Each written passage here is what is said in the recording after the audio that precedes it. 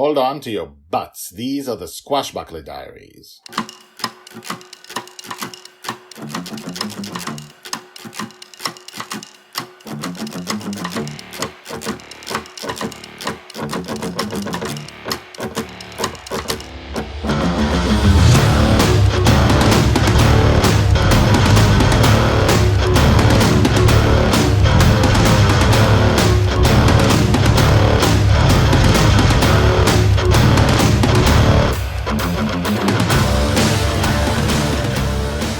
Welcome back. My name is Guy Hasson, and you are listening to the Squashbuckler Diaries podcast, the podcast about Shelley, the girl who lives in dreams.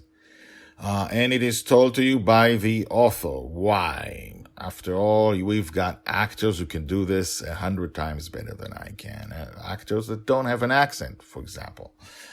And my thinking is, and was, and will continue to be, as far as I can tell, that in the future, when this is big, when there are lots of people listening, when this is as big as Harry Potter, for example, people will have wanted to hear the author and what he thinks and what he says and commentary about basically everything.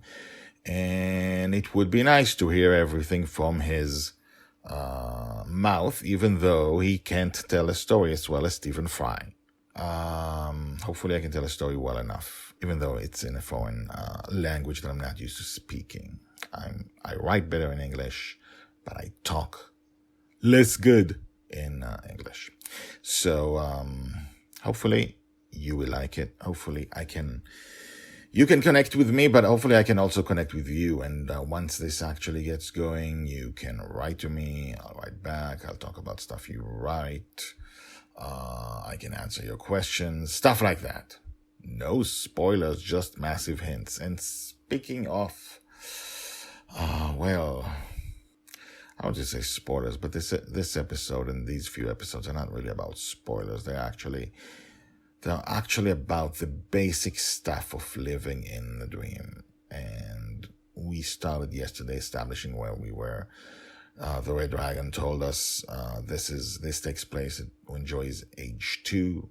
The Red Dragon is still hasn't found her hiding place. Which, by the way, do you know where it is? Good question.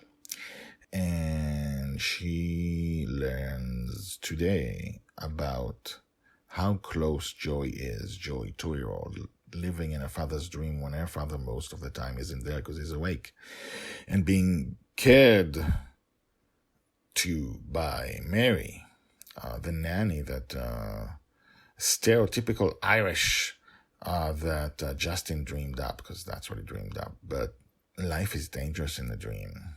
And it's actually, basically, as we learned today, every day is live or die. So let's find out. Episode 105, Water, Water Everywhere. Joy's age 2, told by the Red Dragon.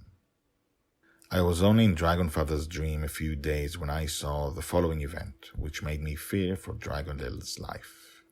Dragon Little's cabin at the time on Bonny's revenge was also the cabin of her nanny, Mary, who, I learned later upon her death, was part of Dragonfather's dream and stayed behind during the long hours in which he was gone in his waking world, whatever that may be.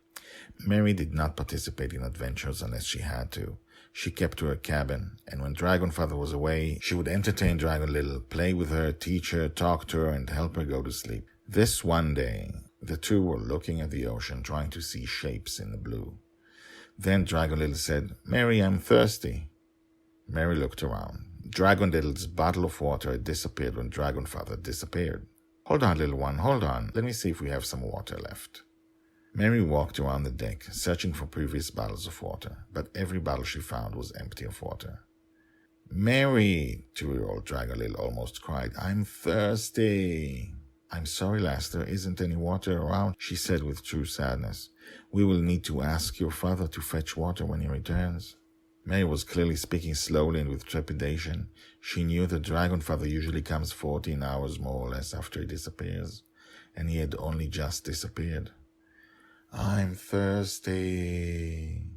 Let's play, lass, let's play. Mary, I need water. The nanny sat on her knees in front of the young child and said, there is no water until your daddy comes home. Let's forget about drinking, okay? Let's play and we'll go to sleep and then he'll come, okay? There is water. No, lass, Mary shook her head. There is water, Dragon Little pointed at the ocean. Mary frowned. That is not water you can drink, my sweet, sweet darling. That's bad water. It makes you thirstier. I'm thirsty. I want that water. It'll make you thirstier. I'm sorry. Mary stood up and jumped with excitement. Let's play! But Dragon Little accepted no distractions. She insisted she was thirsty. She cried and stomped her feet, and after an hour even tried to scratch Mary's cheeks. And all the while Mary was helpless, for there was no water and there was no food until the dreamer would come back and create them. Mary was a dream and Dragon Little was, well, not a dreamer, so neither of them could create water. Dragon Little cried and time passed. She cried more and time passed. She tried to lunge at the water around them and Mary stopped her and time passed. She stomped and screamed and shouted and time passed. She grew weaker and weaker and time passed. Her head began to hurt and she cried harder and time passed. She would not play, she would not rest, until finally, after almost 13 hours, exhausted, she fell asleep on the deck. Mary sighed, and for the first time I have seen her, she cried. She raised Dragon Little delicately and put her in a cabin on her bed. There she waited for Dragonfather to come. Tomorrow, I will tell you what happened then. Told by the Red Dragon. Hashtags Joy, Justin, Mary, Thirsty. So, as you can see, Joy is completely dependent on her father, on the dreamer. She needs water, she needs food, and she can't have them. There's nowhere to get them. There's only an ocean and space and empty planets, right? And the moon, and suns, and that's it. And Mary and a ship with no water.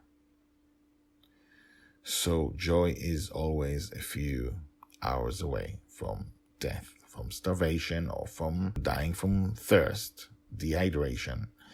And sometimes her father forgets to give them water or food because they have an adventure, and he doesn't realize what happens when he's gone.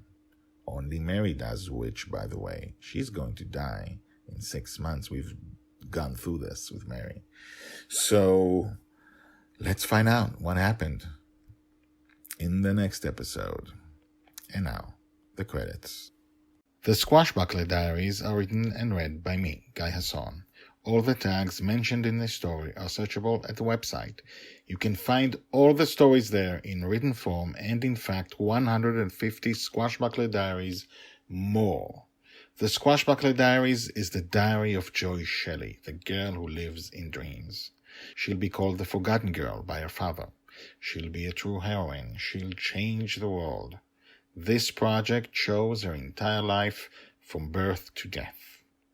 Check out the website at guyhasson.com. That's GUYHASSON.com.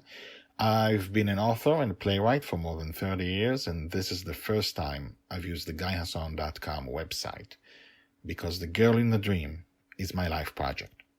If you have questions, if you want to comment, please do. You can comment at the website or email me at guyhasson@gmail.com. That's GUYHASSON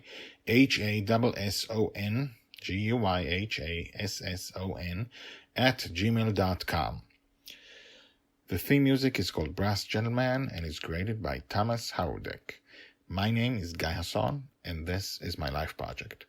Come back tomorrow, and tomorrow, and tomorrow for more.